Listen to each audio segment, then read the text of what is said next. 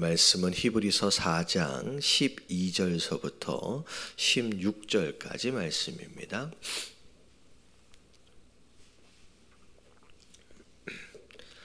(12절서부터) (16절까지) 교독합니다. 하나님의 말씀은 살아있고 활력이 있어 좌우에 날선 어떤 검보다도 예리하여 혼과 영과 및 관절과 골수를 찔러 쪼개기까지 하며 또 마음의 생각과 뜻을 판단하시나니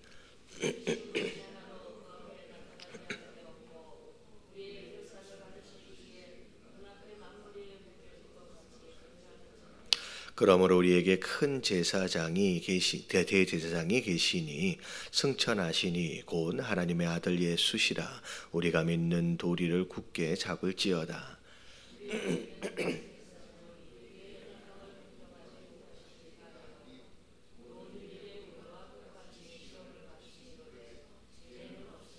같이 봉독합니다. 그러므로 우리는 긍휼하심을 받고 때를 따라 돕는 은혜를 얻기 위하여 은혜의 보좌 앞에 담대히 나갈 것이니라. 아멘.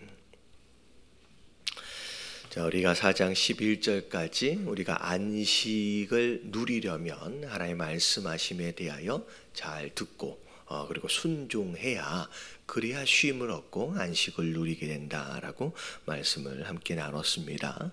그런 가운데 우리가 어떤 말씀을 우리가 이제 들어야 할 말씀, 또 우리가 순종해야 할 말씀, 그 말씀이 어떤 말씀인지에 대한 내용이 이제 12절서부터 나와요. 하나님의 말씀은 이라고 하면서, 자, 그러면서 이제 살아 있다라고 나와 있어요. 이 말씀이 물질이 아니라는 거예요. 그래서 우리 요한복음의 앞에 나오면 말씀이 계신다라고 나와 있잖아요.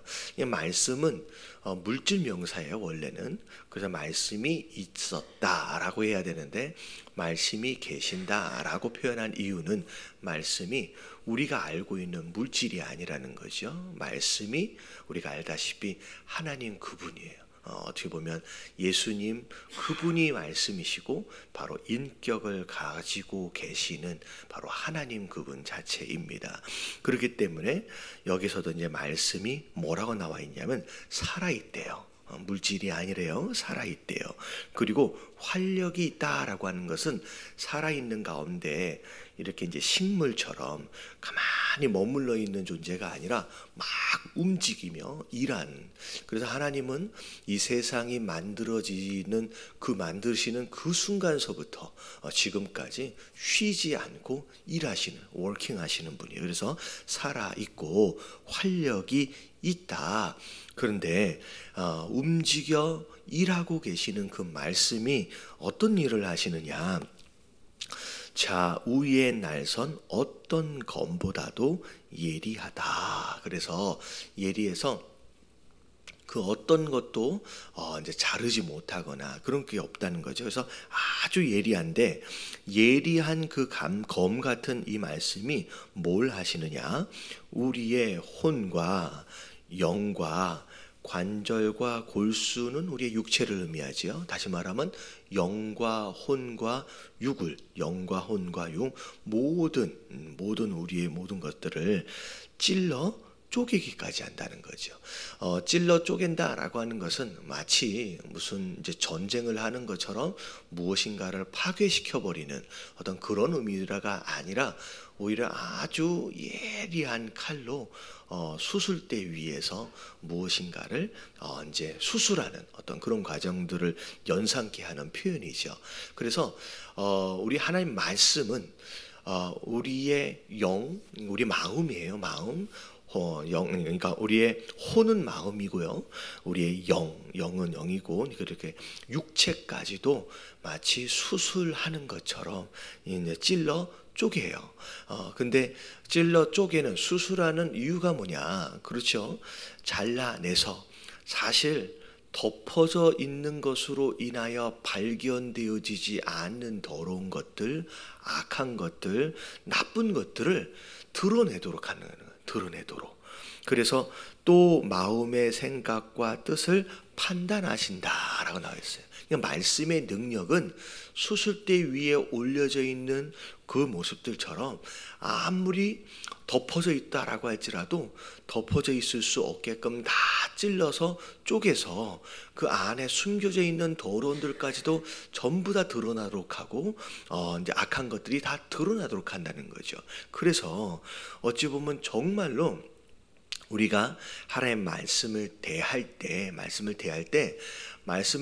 때 그게 내 마음 가운데 막 위로가 되기도 하고 막 안식이 되기도 하고 감동이 되기도 하고, 사실 그렇게 말씀이 우리 삶 가운데 임할 수도 있지만 때로는 그 말씀이 내 마음 가운데 내 영 가운데 굉장히 아픔으로 올 수가 있어요. 아픔으로 아프게 느껴질 수 있는 것은 어찌 보면 이게 잘못된 게 아니라 이게 어찌 보면 수술하는, 그래서 내 마음에 내가 이런 것들을 몰랐는데 근데 말씀을 통하여 우리 안에 있는 더러운 것들이 이제 드러나기도 하고 이게 밝혀지기도 하고, 그래서 어찌 보면 말씀을 듣는 가운데 마음이 아프다, 찔림이 있다라고 하는 것은 오히려 내가 이 말씀을 통하여 수술되어지고 있구나, 내가 더러운 것들이 지금 드러나고 있구나, 하나님 앞에서 이제 판단되어지고 있구나라고 하는 것을 이제 느낄 수 있는 그런 모습이 되겠죠. 그래서 이게 말씀이 우리를 치유하시기도 하지만 그 치유하심과 더불어서 이제 치유하심이 있기 전에 이제 더러운 것들이 드러나도록 하는 그런 역할을 한다는 거죠. 그러면서 거기에 대한 설명으로 13절에 지은 것이 하나도 그 앞에 나타나지 않음이 없다. 하나님이 창조하신 모든 피조물들을 얘기하는 거예요. 모든 피조물들 가운데 그 앞에 나타나지 않음이 없다라고 하는 이 표현이 굉장히 좀 어려워요. 근데 이건 어떻게 설명을 하시면 되냐면 다 하나님이 보고 계신다는 거예요. 하나님은 어떻게 보면 그분이 만드신 모든 피조물들을 그분이 실제로 눈으로 다 보고 계신다. 다시 말하면 하나님 앞에서는 숨길 수 있는 것이 없다는 거죠. 말씀이신 그 하나님 앞에서 다 어떻게 보면 덮어져 있고 숨겨져 있을지라도 심지어 찔러 쪼개기까지 해서라도 다 보고 계신다는 거예요. 하나님 앞에서는 숨길 수 있는 일이 없고 우리의 결산을 받으실 이에 눈앞에 만물이 벌거벗은 것 같이 다 드러날 것이다. 하나님 앞에서는 전부 다 드러나시는데 중요한 건 뭐냐면 그분은 그걸 다 드러내시는 가운데, 다 보시는 가운데 결국에는 그걸 가지고 뭐 하실 분이에요? 결산하신대요. 계산하신대요. 심판하신대요. 여러분 이게 22절과 13절까지의 말씀을 보면 굉장히 무섭습니다. 무서워요. 하나님의 말씀이신 그 하나님은 그 하나님이 보시지 못하는 게 하나도 없대요. 심지어 아무리 덮어놔도 찔러가지고 쪼개서 전부 다 판단하신대요. 그걸 가지고는 결국엔 결산하시고 그걸 가지고 다 계산하시고 결국은 그걸 가지고 다 심판하신대요. 여러분 이 12절과 13절까지를 보면 와 되게 무섭다. 다 드러나는데 다 결산하시고 판단하시고 심판하신다. 그러면 우리가 어떻게 해야 되느냐. 근데 그 다음이 중요한 거예요. 14절서부터가 그러므로라고 나와요. 그렇게 하나님은 다 보시고 다 계산하실 것인데 그러면 우리가 어떻게 해야 하느냐, 어떻게 해야 되느냐. 그러면 우리가 죄 짓지 않도록 우리가 정말로 그렇게 거룩하게 살아야 되겠느냐. 이제 14절서부터의 해결 방법이 나와요. 그러므로 우리에게 큰 대제사장이 계시니라고 나와요. 이게 복음이에요. 자, 하나님 다 보고 계신데요. 숨길 수 있는 게 하나도 없대요. 그거 가지고 결산하실 거래요. 심판하실 거래요. 그러면 우리가 죄 짓지 않으려고 그러면 노력해야 하느냐, 우리가 어떻게 해야 하느냐. 여러분 이 사실 12절과 13절까지의 말씀만 놓고 보면요 우리에게는 해결 방법이 없어요. 왜냐하면 우리는 태어나는 순간서부터 죄인으로 태어나요. 우리는 하루도 죄 짓지 않고는 살 수가 없는 그냥 죄악 덩어리입니다. 우리가 입술로도, 우리가 말로도, 우리가 생각으로도 행동으로도 우리는 죄 짓지 않고는 살아갈 수 없는 죄악 덩어리예요. 그렇게 생각한다라고 한다면 어떻게 보면 12절 13절까지의 내용을 보서는 그럼 우리는 어떻게 살아야 하느냐, 죄 짓지 않으려고 어떻게 노력해야 되느냐, 이거는 희망이 없어요. 근데 14절이 복음이에요. 그렇기 때문에 우리를 위해서 누가 존재한다는 거예요? 우리에게 큰 대제사장이 계신데요. 이 대제사장은 이 죄에 대한 문제를 해결할 수 있도록을 위해서 우리에게 허락하신, 근데 이 앞에 나와 있는 것처럼 대제사장인데 큰 대제사장이에요. 근데 그게 누구냐면 승천하신 이 곧 하나님의 아들 예수님이 바로 그 대제사장 되신다는 거예요. 이게 복음인 거예요. 그렇기 때문에 우리는 뭐 하기만 하면 돼요? 예수님께서 우리에게 허락하신 우리가 믿는 도리를 뭐 하기만 하면 돼요? 굳게 붙들기만 하면 돼요. 예수님만 붙들면 되는 거예요. 복음을 붙들면 되는 거예요. 여러분, 이게 종교와 어떻게 보면 신앙의 가장 큰 차이예요. 세상의 다른 종교는 다 심판이 있고 지옥이 있고 뭐가 하니까 어떻게 살아라는 거예요? 네가 열심히 노력해가지고 거룩하게 살아보라는 거예요. 네가 거룩하게 살아라는 거예요. 근데 신앙, 성경은 그렇게 얘기하지 않아요. 심판이 있는데 그 심판을 면할 수 있는 유일한 길은 너희가 노력해서 죄를 짓지 않는 게 아니라 누구에게 나아가라. 너에 대한 죄에 대한 문제를 해결해 줄 수 있는 대제사장 대신 예수 그리스도에게 나아가라. 그 도리를 붙들라는 거예요. 그게 유일하게 살 길이라는 거예요. 여러분, 이게 우리가 이 하루를 살아가는 복음의 근원인 줄로 믿습니다.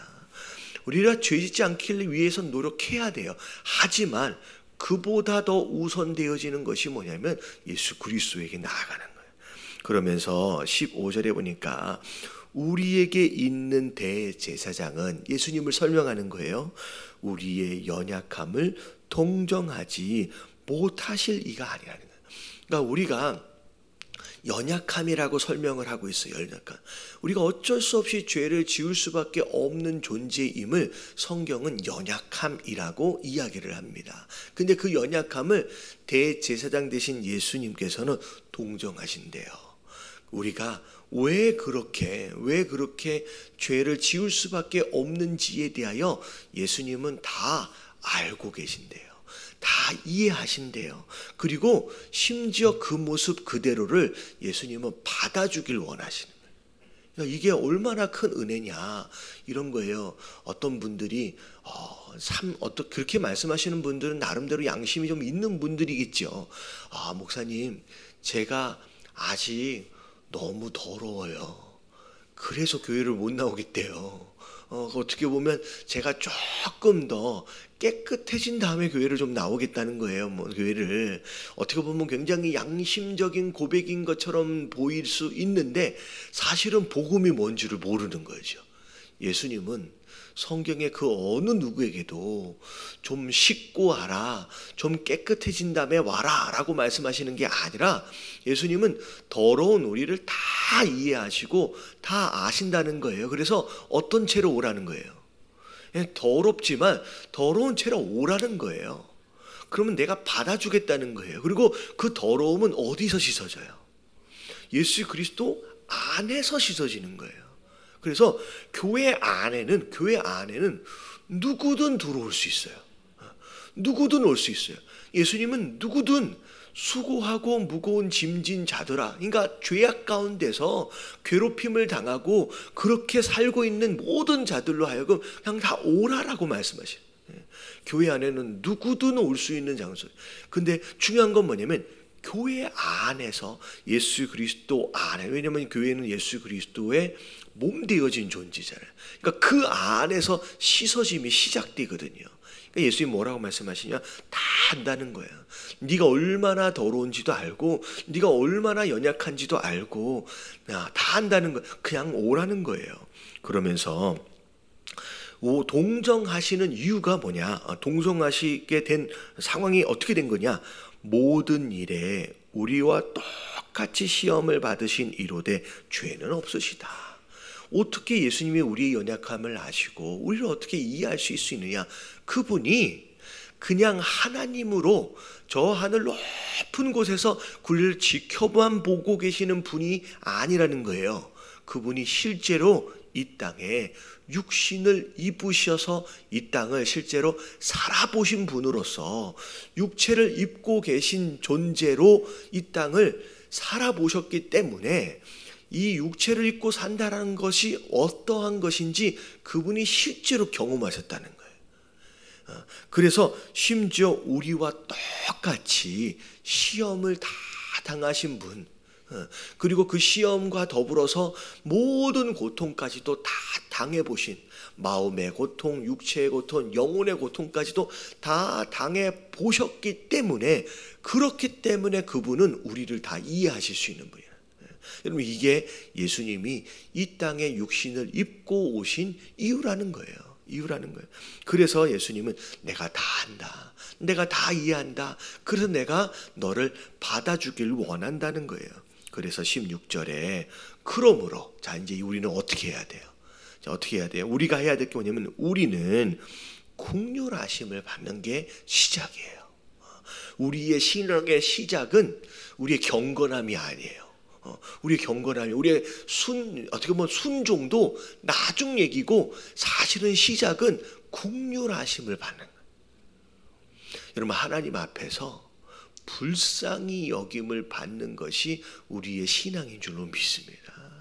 시편에 보면, 앞에 시편이 다윗이 쓰는 시편의 내용들을 보면 앞에 부분은 다 전부 다 뭐에 대한 내용이냐면 하나님 나를 불쌍히 여겨주세요라고 시작합니다. 절대 우리의 기도 제목이 있든 어떤 상황이 되었든 절대 그동안에 내가 하나님을 위해서든 뭘 위해서든 내가 무엇인가를 했던 자기 의를 가지고 나가지 마시길 주님의 이름으로 축원합니다.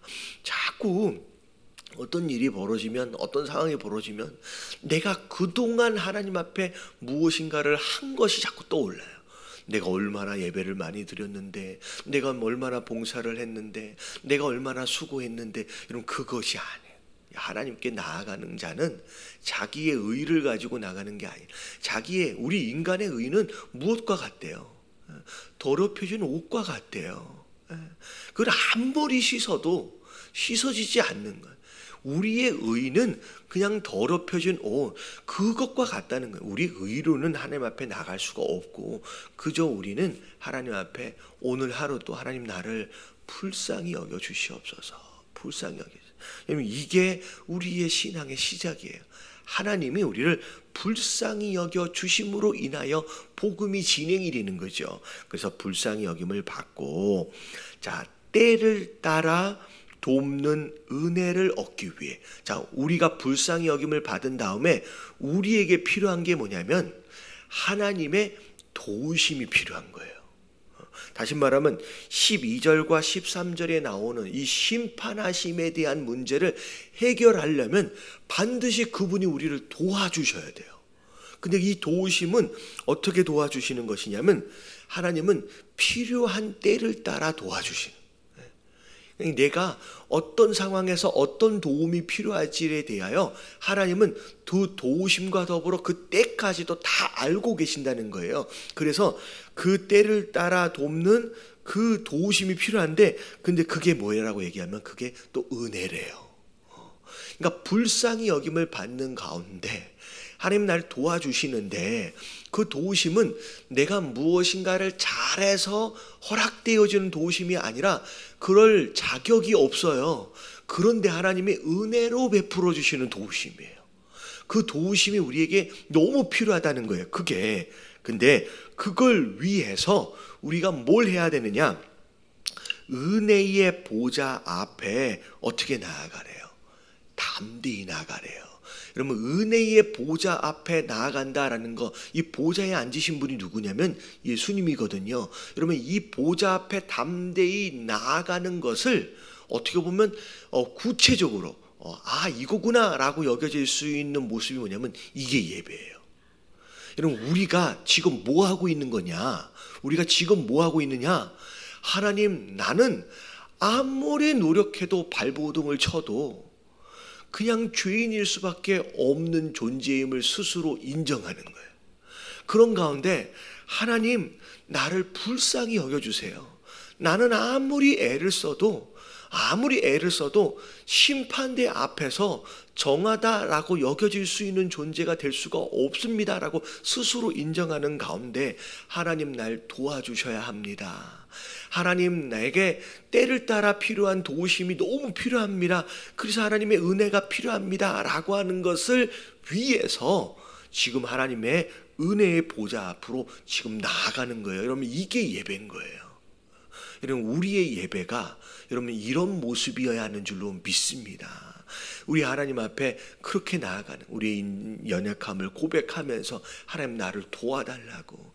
여러분, 그렇게 예배 가운데 나아갈 때 그 은혜의 보좌에 앉으신 예수 그리스도로 인하여서 우리가 이 예배 안에서 정결함을 더디어 가는 거예요. 우리가 조금씩 깨끗함, 그 씻어지심을 입혀져 가는 거예요. 여러분, 이게 우리의 예배가 되어야 하는 줄로 믿습니다. 어느덧 많은 경우 예배가 조금씩 어떤 경우가 되냐면 마치 공부하고 학습하는, 왜 그러냐면 이제 말씀을 많이 듣다 보니까 무엇인가를 배우는 장소인 것처럼 생각하는 경우들이 있는데, 물론 말씀을 통하여 배워요. 근데 이 말씀을 통하여 우리가 공부하고 학습하는 그런 장소로만, 그런 시간으로서만 남으면 안 되고, 진짜 예배의 본질이 바로 이 모습이다라고 하는 것을 기억하시면서 이 안에서 누릴 수 있는 진짜 은혜를 여러분 매 예배 때마다 누리시는 저와 여러분들 되시길 주님의 이름으로 축원합니다. 그래서 말씀을 듣는 가운데 나를 분별하고 내 안에 있는 더러운 것들을 드러내는 가운데, 하나님, 그렇습니다, 나는 그렇게 살 수 없는 존재입니다 라고 하는 걸 인정하는 가운데 은혜의 보좌 앞으로 나아가심으로 말미암아 하나님의 만지심과 또 하나님의 그 은혜의 손길, 그 위로의 손길을 경험하는 그런 예배가 우리의 삶 가운데 계속 반복되어질수록 우리가 점점 예수 그리스도를 닮아갈 수 있다라는 거예요. 그래서 하나님, 오늘도 그 예배 가운데로 우리가 나아갑니다. 이 예배를 통하여 그 긍휼하심과 그 은혜를 입는 자들 되게 하여 주시옵시고, 자, 그것으로 말미암아 이 하루를 살아낼 수 있도록 하나님 도와달라고 우리 같이 기도하시면서 우리가 오늘 하루 시작하도록 하겠습니다. 자, 다 같이 기도합니다. 시작. 주님,